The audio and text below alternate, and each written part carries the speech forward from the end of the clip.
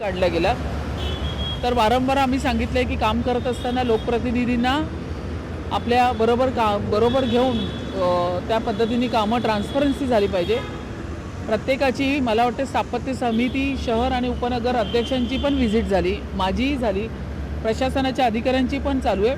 त्यामुळे कामामध्ये पारदर्शीपणा हा सगळ्यांना दिसणार आहे येणाऱ्या काळात। आपण जर बघितलं तर यामध्ये भाजपचे नगरसेवक असतील, विरोधी पक्षाचे सगळेच नगरसेवक असतील, एक कंप्लेंट करताना पाहायला मिळतंय, डेब्रिज टाकलं जातंय नाल्यांमध्ये आणि वजन वाढवण्याचं एक प्रकरण देखील समोर आलेलं आपण आपल्या नगरसेविका आहेत सईदा ताई, त्यांनी देखील हा प्रश्न मांडलेला पाहायला मिळाला होता। मी हे ऐकलंय, मी सईदा ताईला दीदीला बोलणार आहे, तो व्हिडिओ मलाही पाठवा।